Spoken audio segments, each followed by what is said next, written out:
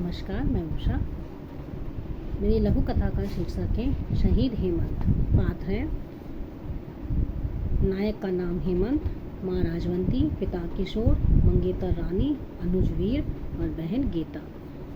हेमंत जो कि एक सैनिक है और छुट्टियों में घर आया हुआ है।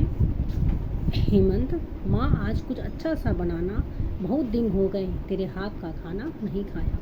राजवंती, हाँ हाँ क्यों नहीं, मेरा बेटा 5 सालों बाद घर आया है। आंखें तरस गई थी तेरा मुखड़ा देखने के लिए, कह वह रो पड़ती है। हेमंत, नहीं माँ रो मत, तेरा बेटा वीर योद्धा है और तो ऐसे रो रही है।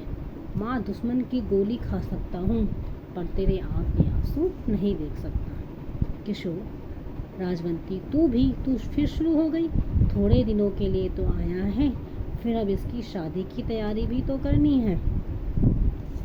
गीता, हाँ मुझे तो भाई से बहुत सी बातें करनी है। शादी की बात तो भाभी से ही बतियाते रहोगे। सब हंसते हैं। वीर जो कि उसका छोटा भाई है, फ़ोन लेके उसका आगमन होता है। भाई आपका फ़ोन है, कोई अफसर बात करना चाह रहे हैं। हेमंत बात करता है। हेमंत थोड़ा लड़खड़ाते हुए बोलता है, माँ जल्दी ही वापस जाना होगा। सुनकर सब शांत हो जाते हैं। तभी रानी हाथ में कुछ लाते हुए आगमन करती है। रानी, क्या हुआ, सब शांत क्यों हैं? लो, माँ ने हेमंत जी के लिए खीर भिजवाई है। हेमंत, रानी अब तू ही समझाओ माँ को, अब बुलावा आया है तो जाना तो पड़ेगा ही। रानी सुनकर स्वयं को संभाल गीता से कहती है, अपने भाई से कह दो मजाक ना करें। गीता, नहीं भाभी, वह मजाक नहीं, सच में भाई को जाना पड़ेगा। रानी, आप ऐसा ही करते हैं, कम से कम शादी तक तो।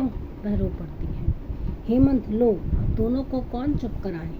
किशोर, अब बहुत हो गया, चुप हो जाओ, सब चुप हो जाओ, मेरे हेमंत के पसंद के पकवान बनाओ। वीर, हाँ हाँ, आज तो दूसरे बेटे को कोई पूछेगा ही नहीं। सब हंस जाते हैं।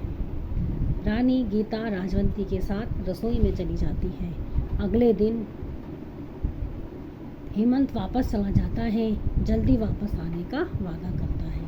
कुछ दिनों बाद हेमंत की जगह शहीद हेमंत लाया जाता है, जिसे देख माँ अपने आंसुओं को रोक शहीद बेटे से कहती है, देख बेटा, मुझे रोते हुए नहीं देख सकता था ना तू, देख मैं नहीं रो रही। गीता, वीर तो मानो मूर्ति बन गए हों, यकीन ही नहीं हो रहा उनका भाई उन्हें छोड़ शहीद हो गया।